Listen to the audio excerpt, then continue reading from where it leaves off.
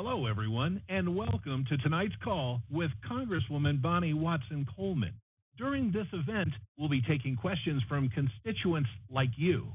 To ask a question, please press *3 on your telephone keypad to enter the question queue. And during the call, you can also get signed up for the Congresswoman's e-newsletter by pressing *6 at any time. So again, press *3 if you have a question to ask, *6 to subscribe to our newsletter. And with that, I'll turn it over to Congresswoman Bonnie Watson Coleman. Congresswoman, the floor is yours, ma'am. Well, thank you. And I want to thank everyone for joining this teletown hall this evening. As you all know, I'm Bonnie Watson Coleman, and I'm proud to represent the 12th Congressional District in New Jersey. Typically, I try to hold a constituent services fair or a town hall of some kind at least every few months. They're one way that I am able to reach out to you and to hear your concerns as well as your priorities. And they're also an opportunity for you to tell me what you'd like to see me working on here in Congress.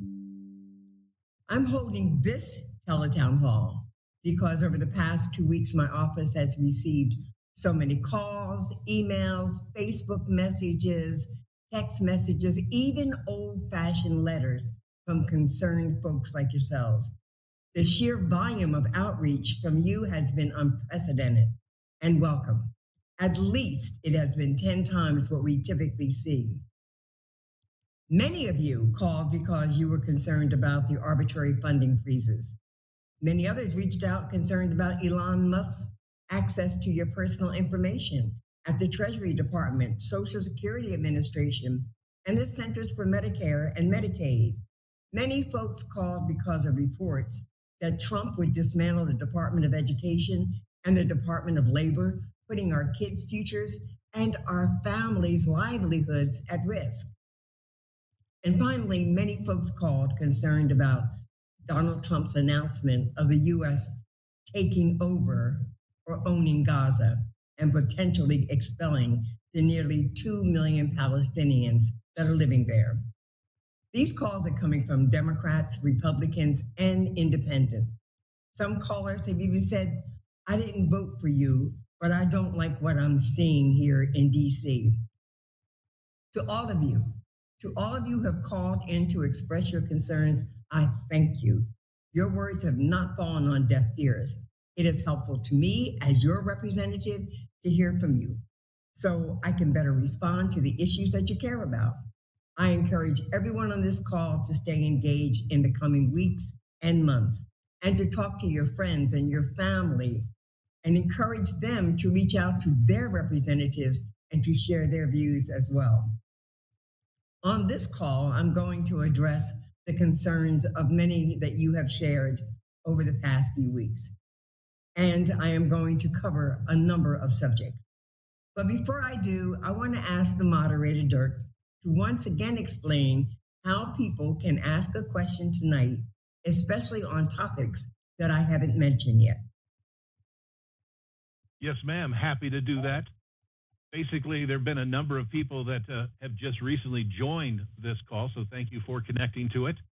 So in order to ask a question during this evening's event, please press *3 on your telephone keypad to enter the question queue. You can also get signed up for the Congresswoman's e-newsletter by pressing *6 at any time during this call. Now, if you need help with a specific issue you're having with a federal agency, say a passport issue, the IRS, or a problem accessing your veterans benefit, please reach out to our district office at 609-883-0026. Again, that district office phone number, 609-883-0026. Or you can go online to watsoncoleman.house.gov. Again, that's watsoncoleman.house.gov. You can click the services and then help with federal agency. Now, at this time, before we open the floor for the live Q&A portion of the program, I want to begin by asking the Congresswoman a few questions that were submitted in advance. So, Congresswoman, are you ready for the first question? I am. Perfect.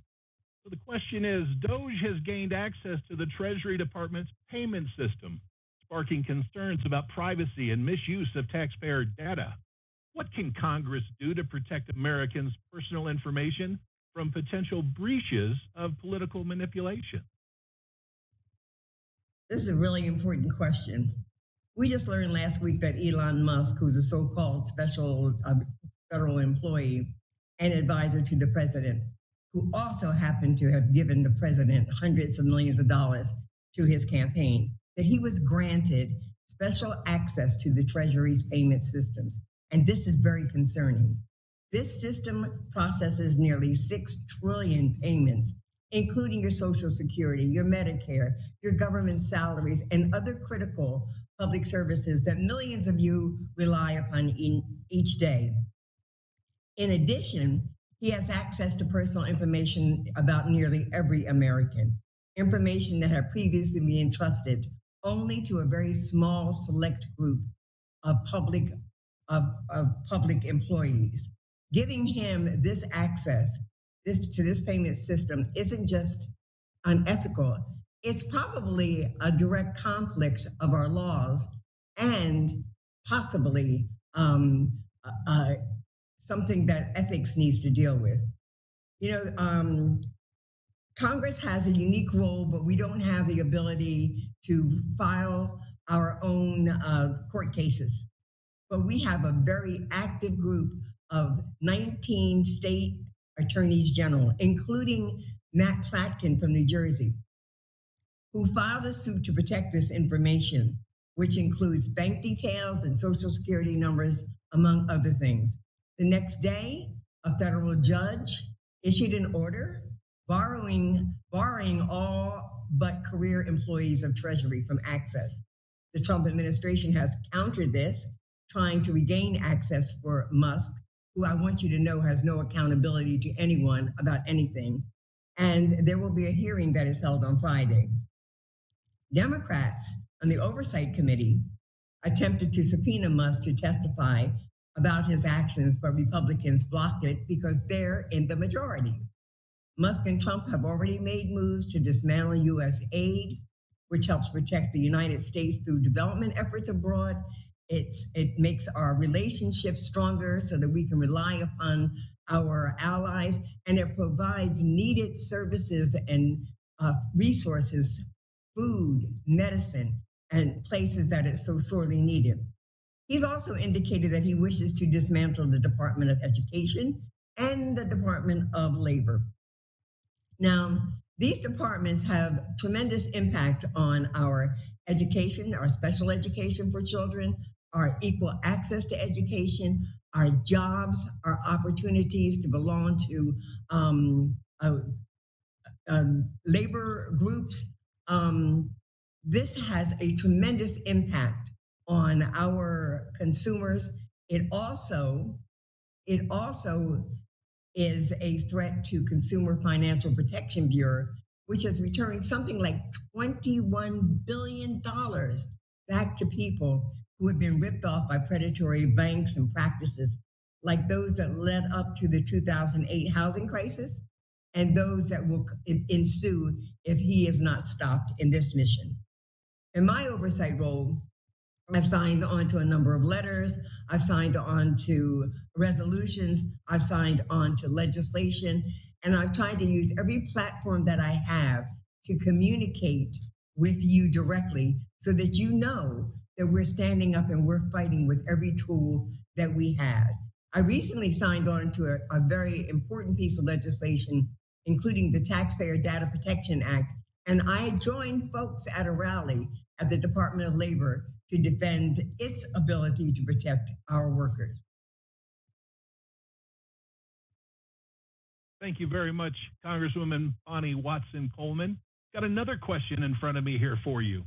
It is, given the ongoing threats to Medicare and Medicaid funding, how can we strengthen protections for low-income families and seniors who depend on these programs? You know, in New Jersey, in the 12th Congressional District alone, there are over 100,000 residents that are on Medicaid or the CHIP program. There are people, a good percentage of those are elderly people in nursing homes, a lot of them suffering from dementia and other things and other kinds of disabilities. And of course, we have lots of low income families in New Jersey, family care. On January 28th, the Trump administration announced a federal funding freeze across all agencies, which caused a lot of confusion, chaos from the agencies, and it was scary to those of us who were watching. But it was rescinded the next day, and a federal judge has put a hold on this action. In addition, when he took office, President Trump rescinded an executive order from President Biden that would be lowering prescription drug costs for Americans. And so we have a lot of work that we need to do to protect our access to healthcare, our access to medical prescriptions, and lowering our costs for living. On January 27th, I did sign a letter to the Center for Medicare and Medicaid Services and the Department of Health and Human Services because I needed to get details on how this would impact my district. I'm also an original co-sponsor of a bill that would make the Children's Health Program, CHIP, a permanent program. Currently, it is established by funding as we go. And tomorrow, I will be in an all-day budget committee meeting, which will probably go to sometime maybe close to midnight. And instead of being able to come home to my district and do the visits that I was going to do to the healthcare center and to a child daycare center, I will be here fighting this terrible, horrific budget. The Republicans want to cut support to families with kids and disabilities. They want to cut support to cancer screening. They want to cut support for long-term care. They want to cut and cut and cut all of those programs and resources that support our everyday working families and our poor families, our disabled families, our veterans families, and our elderly. And you know what they want to do that for? Because they want to stockpile money to give $1 trillion worth of tax breaks to the billionaire corporations and the billionaire friends that helped Trump get elected here. And we'll fight that to the last breath. Thank you, Congresswoman. But you know what? And Let last me just week, say this. Let me just say this. We can do everything we can, but we must remember that this is a government of, by, and for the people. And the power of the people is always more powerful than the people who are in power. So we need you, all of you on this call, to be echoing what you're hearing, what we're talking about, and ensuring that others are paying attention. Because at the end of the day, the things that they are proposing in this administration, they are betraying our middle class families, our working class families, and our needy families. And they're doing this just so that they can make the wealthy wealthier. Thanks, Dirk. Thank you, ma'am. Next question. We learned last week that Donald Trump and Elon Musk are targeting the Department of Education. What does the Department of Education do, and how will cuts to the department or its elimination impact our community? So the Department of Education supports all of our programs in elementary school, high school, and even in, to some degree, students going through county colleges and other schools and colleges. It ensures that there is equality of education opportunity. It protects our students. It protects our communities. It ensures that people in the most rural districts in our country and people in the most urban districts and suburban and ex-urban all have access to quality education. It supports students who are trying to get an education, a secondary education. And it even supports those who are going through like the county colleges so that they can move on and get a good position. in a field that is important to our economy today. So by dismantling the Department of Education, you're dismantling this country's ability to be competitive internationally as we move forward and try to compete in an economy that requires an educated citizenry.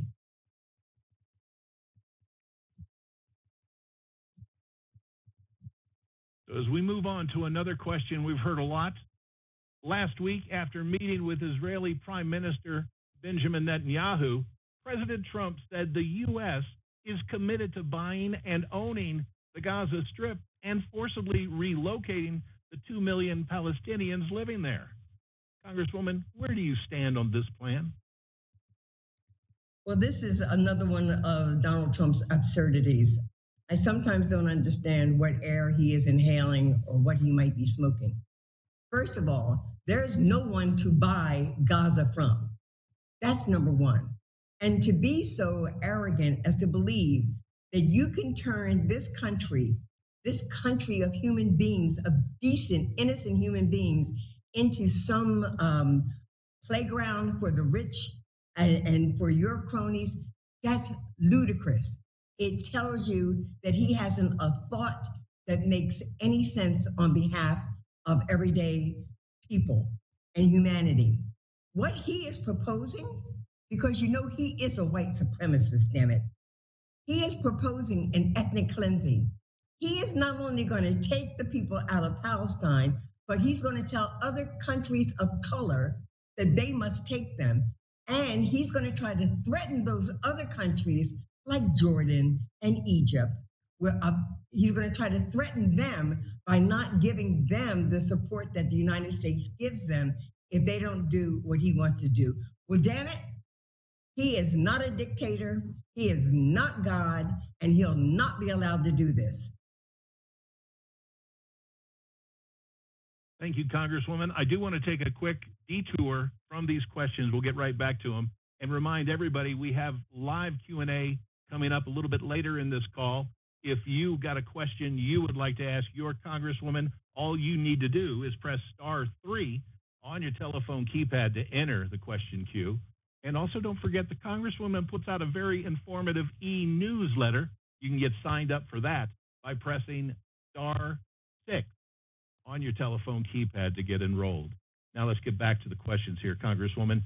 We've gotten a lot of calls regarding H.R. 722, which would essentially ban access to abortion nationwide. And what are your thoughts on this bill, and how would you protect abortion access in New Jersey? Well, first of all, I'm going to say that they speak out of both sides of their mouth. Because on the one hand, they talk about this is an issue that each state should deal with directly. And then on the other hand, they talk about, no, we need to create a national ban for abortions. I tell you that I never thought we'd have to be dealing with this issue in 2025. There have been over 26 bills that have been introduced in Congress just this year attacking reproductive rights.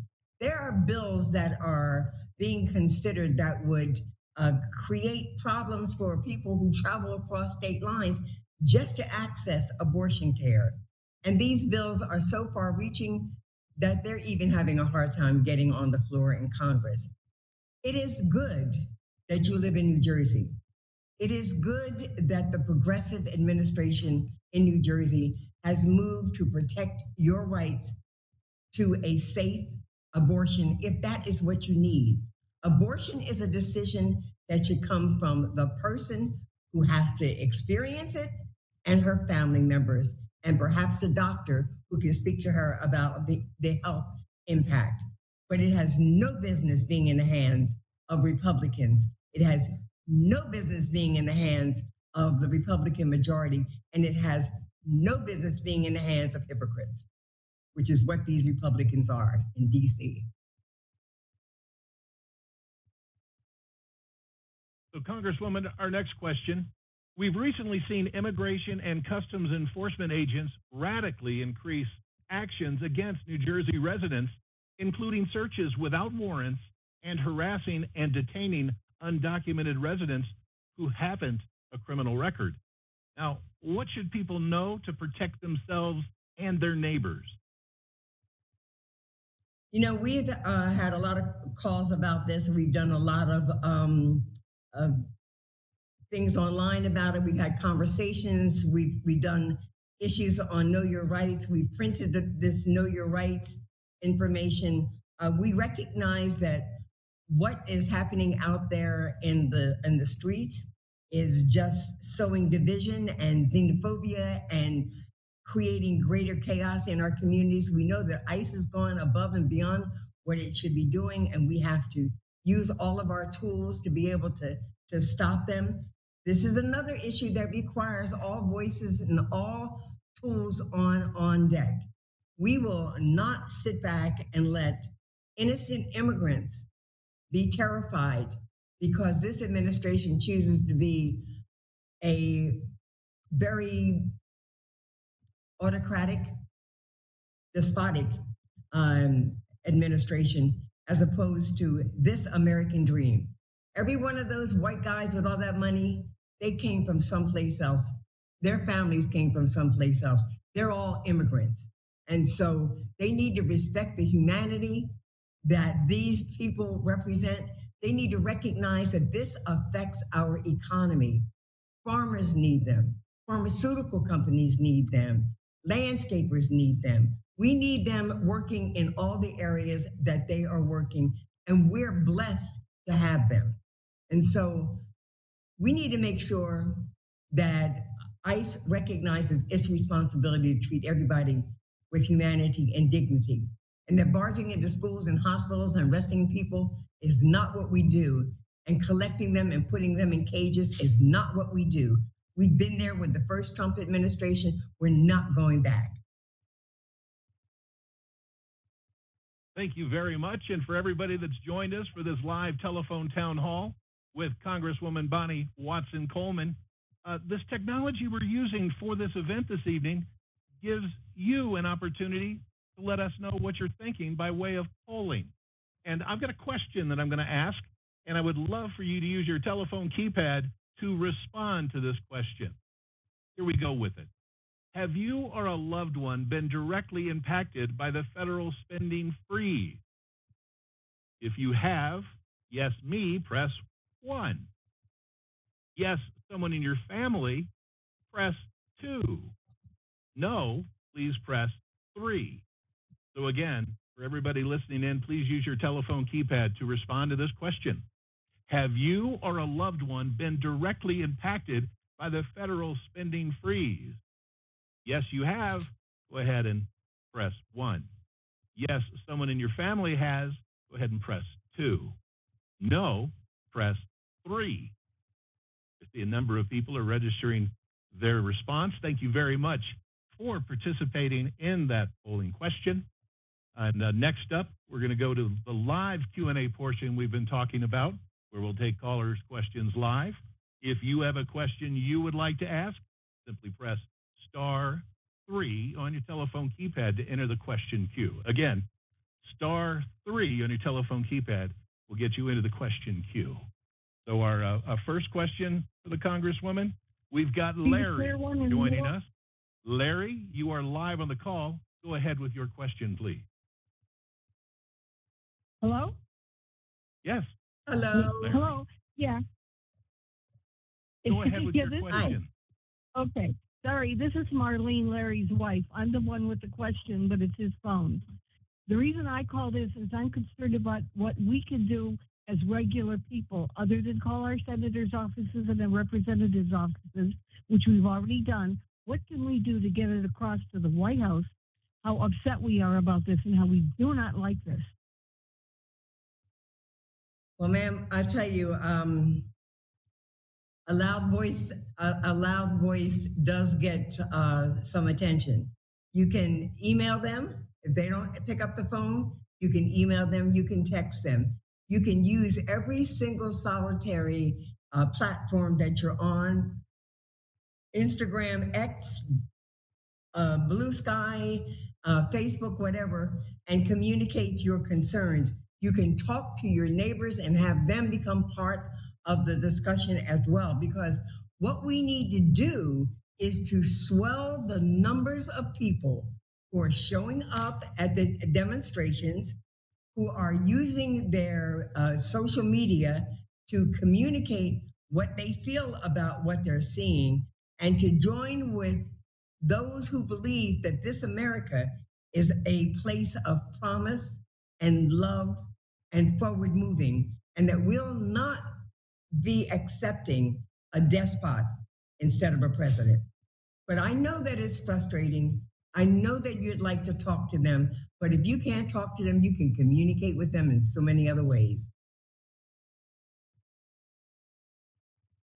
All right, I've got a quick update here on the poll question. Thank you to everybody that participated. It's so great to see so many people involved in this call. And moments ago, I asked, have you or a loved one been directly impacted by the federal spending freeze? 69% of those that responded said no. 19% said yes, someone in their family. And 12% said they directly were impacted. So thank you, everyone, for taking the time to answer that poll. And let's get back out to another question. We've got Melanie on the line with us now. Melanie, you are live with Congresswoman Watson Coleman. What's your question? Hi, thank you very much. And as a new resident in New Jersey, I come from Maryland, Jamie Raskin territory. I'm so delighted to be hearing what you have to say tonight, Congresswoman Watson. So thank you very much. My question has to do with the upcoming budget situation. I believe in March, either Congress has to vote to increase the debt ceiling, or there's a government shutdown. And in the past few times, the Democrats have really bailed out the Republicans. At least that's my understanding. I don't know it all. I want to know what your position. I'm curious about your position for the upcoming situation, and the fact that there has been no cooperation between the Republicans and the Democrats, except the Democrats have, I believe, have been trying to, be reasonable. Do you think the Democrats should be bailing the Republicans out this time? The proposals that the Republicans have made, the cuts that they have proposed, are so damaging to the fundamental quality of health to everyday people. The proposals that they're extending would give 83% of the benefit to 1% of the population, and the rest would be for the rest of us. So that's unfair. Democrats recognize that we're in the minority, Republicans are in the majority, and they must do their job. There is a date certain on March 14th that Republicans have got to do their job to continue spending or to move forward or to do something, or they will cause government to shut down, not Democrats. Republicans have got to deal with us. Tomorrow it begins the budgeting process. We've seen some top lines. There have been directions from to us that will go to the respective committees, which is telling you these appropriations committees that they must hit a certain number. They may have to cut down to a certain number, or they have to move up to a certain level. But the cutting is a floor. It is not a ceiling. There are Republicans who don't think that there's been enough cut in the proposals as it is. So tomorrow we will be debating the budget that is being proposed. We will be debating and making amendments to it. But at the end of the day, you need to understand, we've never encountered anything quite like this before. The horrific impact of this administration's 3+ weeks is unprecedented. The way that they're willing to let people die because they can't get their medicine, die because they can't afford their health care, die because they're not going to give SNAP benefits to children, die because they're not going to put food on the table for people, die because they're not going to have enough housing and shelter. for everyone and die internationally because they're going to cut off all funding to the rest of the world. We're not going to play on that dime. So they better get themselves together and figure out what they're going to do with this majority, because this is their majority. So I encourage everyone that's joined us on this call to take a moment and get signed up to receive the Congresswoman's e-newsletter. And you can do that very easily right now by pressing *6 on your telephone keypad. Again, the Congresswoman and her staff put out a very informative e-newsletter. You can get signed up to receive it by pressing *6 on your telephone keypad right now. Now it's back to the phones. We're joined by Lisa. Hello, Lisa. Welcome to the call. Go ahead with your question.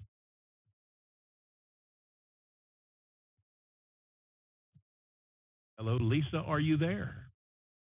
Yes, I am. Go ahead with your question for the Congresswoman, please. Oh, thank you so much.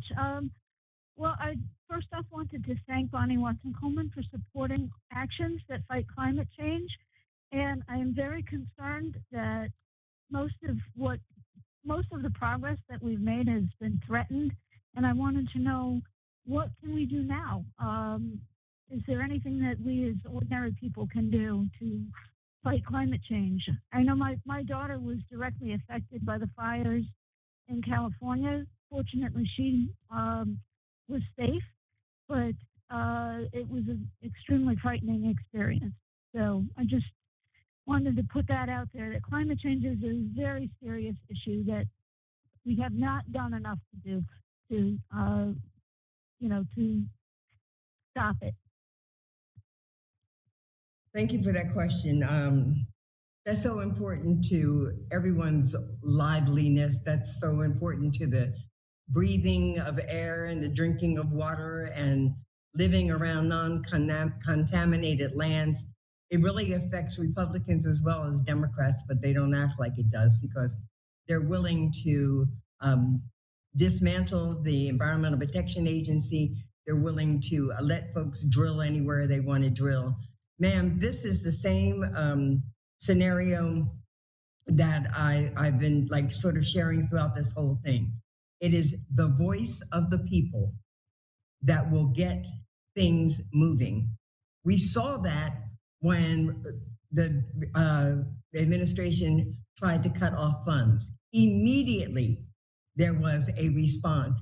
Immediately, there was a court response. Immediately, Trump had to walk it back, looking for other ways to do it. Well, it is the same thing for our important programs like the Department of Education, like the Environmental Protection Agency, like all of the good work that we started working on under the Biden administration on climate change, like the new Green Deal.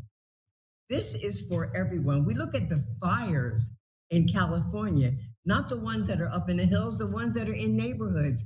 We look at the flooding, we look at the storms, we look at heat and drought where we don't need it. We're not fooling ourselves, and we don't have forever to do something about this. But if we stick together and we raise our voice and we use our platforms and we compel our neighbors, our friends, our coworkers, our not so friends to stay engaged, to show up when there is an opportunity to show up, and to stand up so that there is no drilling in the wrong place.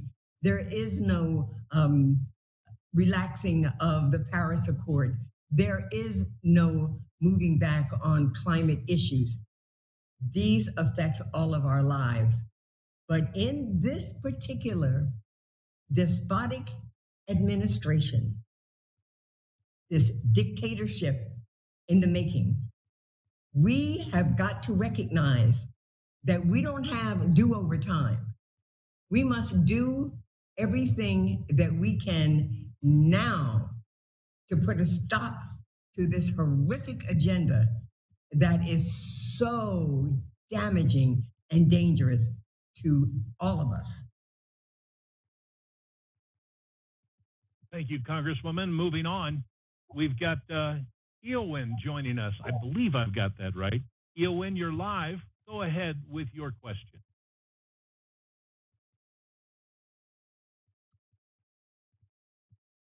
Hi, my name is Eowyn. I'm an educator here in New Jersey, and I'm really concerned about the recent executive orders trying to control how we teach our children in schools.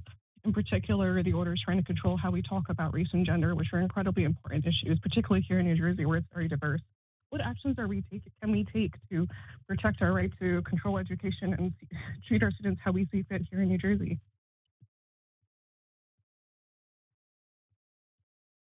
So I shall tell you, first of all, that there are several Democratic bills in the hopper that deal with how we teach education, how we are inclusive in our education, how we deal with the issues of gender, of LGBTQ+, of transgender, of race, of the contributions from all walks of life that make this country great. And it should be a part of our teaching of history in school and public interest and in civics lessons. But we are not in the majority. We're in a minority. So we're going to fight these things out. We're going to try to negotiate as much as we can in the budget discussions, in the appropriation discussions, and in the discussions of that we're going to have that could result in a closure of government. We're going to work with our advocates, our friends, our allies. We're going to do amicus curiae briefs whenever we can, because we don't have the capacity to do head-on lawsuits against some of these actions. But we're there, we're in the mix. We know it's a danger. We know our children want to be taught. They need to be taught about their history. They need to be taught about their contribution, their ancestors' contribution to the greatness of this country. We need to understand that we will not be daunted because this administration doesn't want to deal with Black history. We are a part of this history. We are the foundation of this history to some degrees. I am sitting in a building that my ancestors made. So I'm with you. I understand. Hang in there. Talk to other teachers, other educators. Make sure that they're engaged. Make sure they know when there are demonstrations. Make sure they know when there are text exchanges. Make sure they know when there are things that they can sign on to, so that this administration recognizes that the power is in the people, not the power in the people who are in power. If you've got a question that you would like to ask live on this call, please press *3 on your telephone keypad to enter the question queue. And our next question, we've got coming to the line right now, like Toby is joining us. Hello, Toby. Welcome. What is your question? Yes. I have several questions. A lot of people don't read newspapers. They don't know what's up for vote in the Senate or the House. They should be interested, but they don't look. What and how are the Democrats planning to get attention? Republicans, particularly Donald Trump, says all kinds of stuff, and he's in your face every day on the TV. The Democrats have to get out there some way and get their message across and get the attention to the very important issues that you and others have articulated in this phone call. So it's not only up to the citizens who need to get on social media and write editorials and make their voices heard, but it's also up to our elected officials to show they have a backbone and they're going to get on TV and they're going to say what it takes to bring attention to these critical issues. Thank you. And you know what? If I in any way suggested that you all should be doing something I'm not doing, I'm sorry. Because I tell you, we are trying to get on every podcast we can get on. We try to be on every platform that we can be on.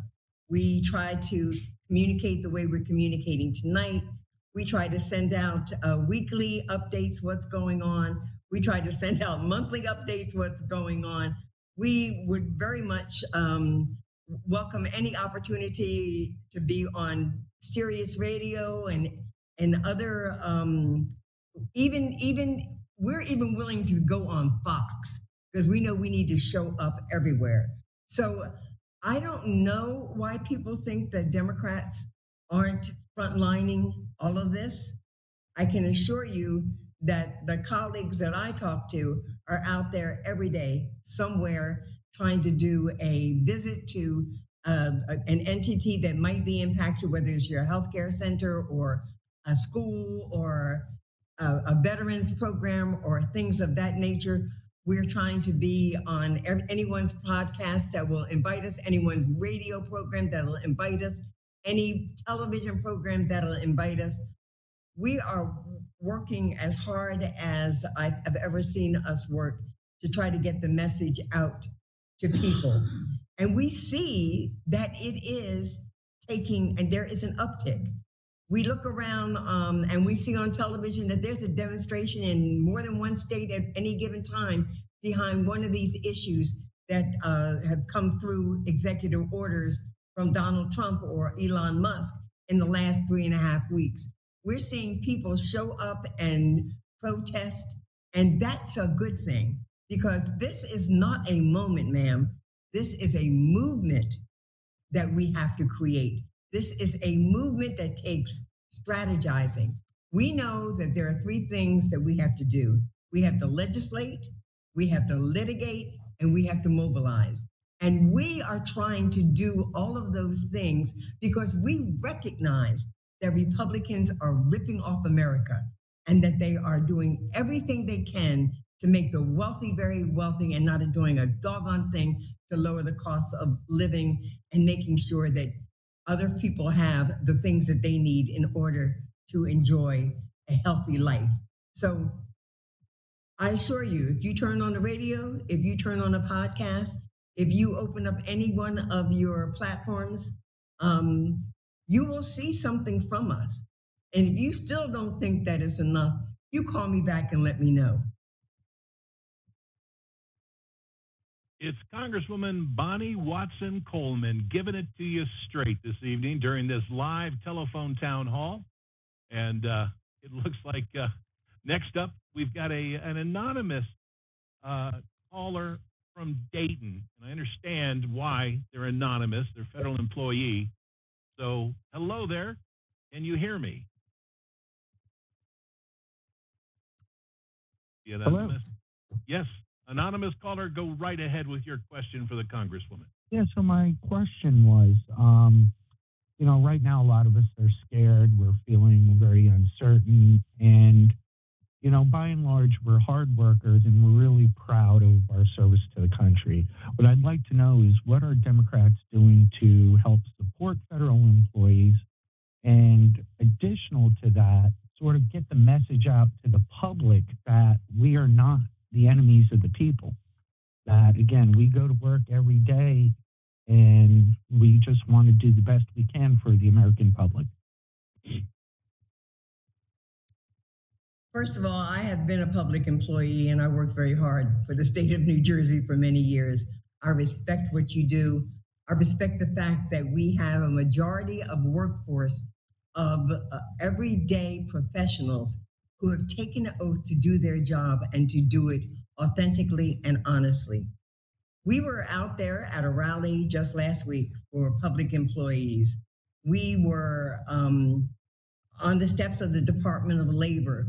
We have engaged in discussions with our allies. We've joined with amicus curiae legislation to protect workers. The judge has stopped the elimination of people from the system. There are pieces of legislation that are whirling around in our hopper right now to get some accountability to slow what Elon Musk is doing. He has no right in this space. He has absolutely no right in this space. And his being in this space and every other space that he's in with Doge is a conflict of interest, because the only thing he's trying to do is to eliminate all regulatory oversight so that he could put more money in his pockets, and that he would not have to answer to things that make sure that what his products are safe for our use. So I tell you, we will continue to hold hearings. Oversight has been very engaged. We have been out there in the field. We have been out there at the rallies, and we are pushing legislation and resolutions and sending letters and asking questions. You've got people fighting for you because we know how important you are to the well-being of this country. Next up, we're joined by Marco in Princeton. Marco, you were live with Congresswoman Watson Coleman. Hi, Congresswoman Watson Coleman. Thank you very much for your service, and we're lucky to have you.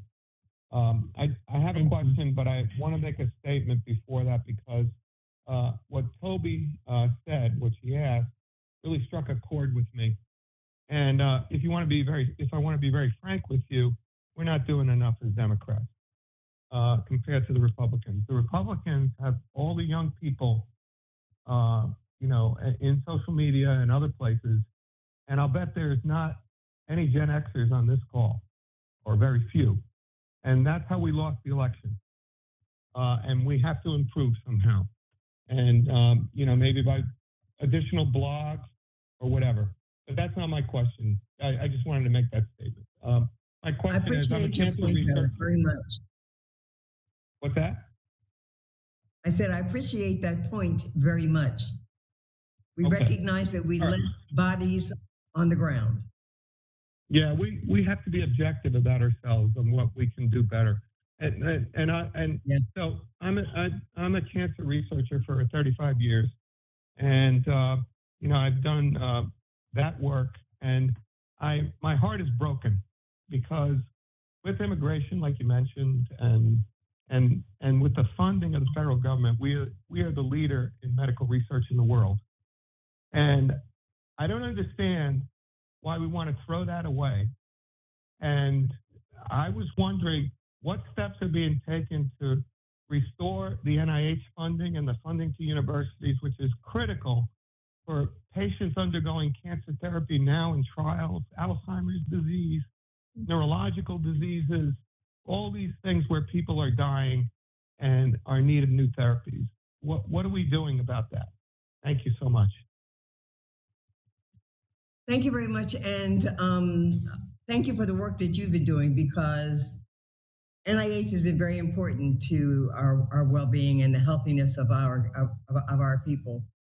And what they're proposing will obviously result in fewer groundbreaking research, and create greater health risk to us. We've engaged with lawsuits that have been filed to support the funding for cancer research for children and other things. We have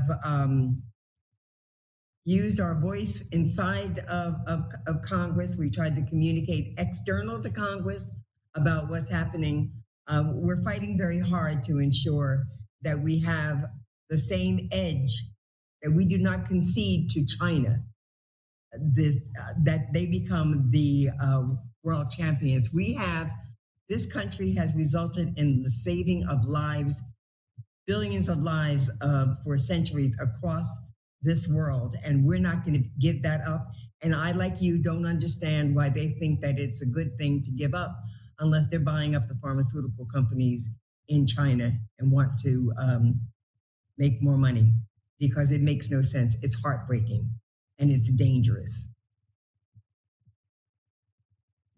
And our next caller with a question Let me clear up a comment that the gentleman before spoke about our not having won this election. When I said, yeah, we left a lot of bodies on the ground. What I meant by that is that we recognize that we should have been on the ground more, talking to people more, making sure that they could feel us, hear us, see us, watch us, listen to us, and that we could talk to them about what we're doing. And we spend too much money on television and without a sufficient return on that very poor investment. Thank you, Congresswoman, for diving deeper on that and explaining. Next caller, we've got Lion in Ewing. Lion, you are live. Go ahead now. Hi, thank you for having me on for the question. My name is Leon. I'm from Ewing, New Jersey. So my question kind of has like two parts to it. So I've noticed that we've been very reactionary, to what, Trump, and his cronies, are doing.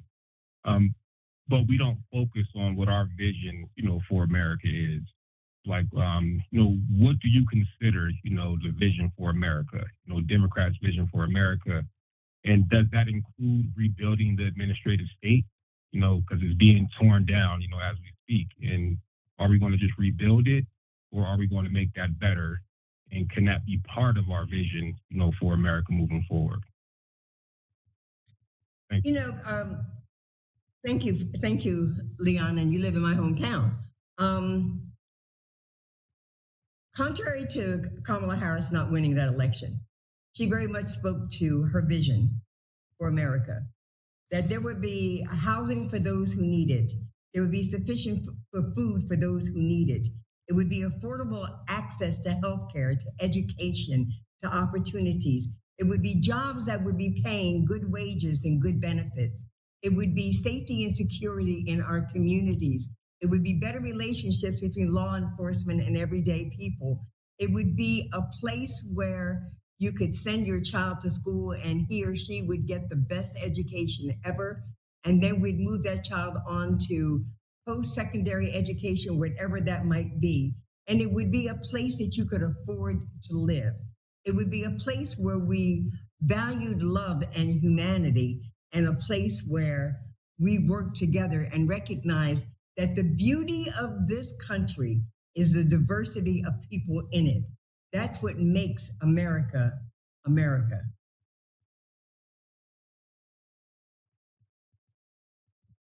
Thank you very much, Congresswoman. And it looks like we have time for one more question. And for that, we're heading out to South Brunswick, and we've got Dottie on the line with us. Go ahead with your question, please. Hi, thank you. I want to say how much I appreciate you taking the time to hold this teleconference.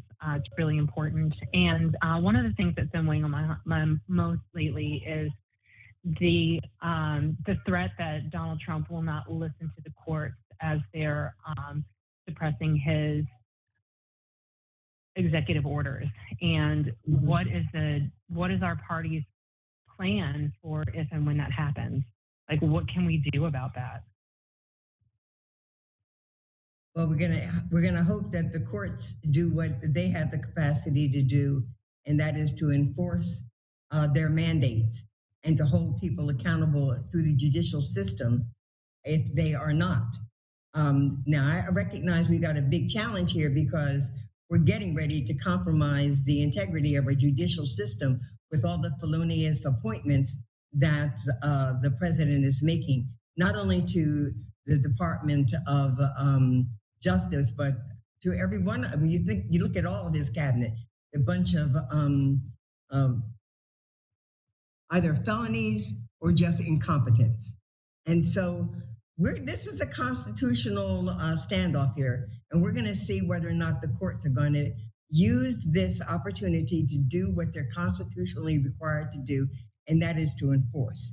And so, ma'am, we're here just like you are, wondering what the next step is going to be, because he's already been held in violation of one of the mandates, and we need to see where this judicial branch is going to take that. So, Congresswoman, as I mentioned, that's the time we've got for the final question there. I want to make sure that we leave a little bit of time here for you to provide us some closing remarks, please. Well, first of all, I need to thank everyone for taking the time to be on the call tonight and for thinking about your concerns and expressing them and sharing them with me and letting me know what you expect of me. This is an unprecedented time, and I try very hard to pray my way through every day so that I can come out with the attitude that I can make a difference. I am here because you've elected me to stand up for what you believe is important as an American in America. But I can't do it alone. And I keep reminding people this is a government of by and for the people. And that's not just rhetoric. And the power rests with the people. And if not like ever before, we need to ensure that we're staying engaged, we're staying alert, we're staying armed with information and a willingness to even enter into an area of peaceful protest by joining demonstrations. It's going to take all of us. We are working so hard in Congress. I tell you, we've got meetings day in, day out talking about what is a new tool that we can use to communicate. What is it that we can do to compel people to pay attention and to understand that this is not rhetoric on their part. This is unaccountable kleptocracy almost. And that is something that our forefathers rejected when they fought to create this great country. I know that I wasn't part of their thought at the time, but I'm part of their thought now because of the Constitution. And together, we can put a stop to it. So I thank you from the bottom of my heart for participating in this. And I ask you, if you're a praying person, please think about putting me in your prayers. I really appreciate them. God bless you, and thanks again. And thanks, Dirk. Thank you very much, Congresswoman, for your insights and candor this evening. We do all appreciate that, and thank you to your staff for putting this live telephone town hall together. So for everyone that's joined us for Congresswoman Bonnie Watson Coleman's event, thank you for taking the time. A quick reminder, our phone number at our district office is 609-883-0026. So again, if you've got questions or concerns, please call our district office at 609-883-0026, or you can go online to watsoncoleman.house.gov.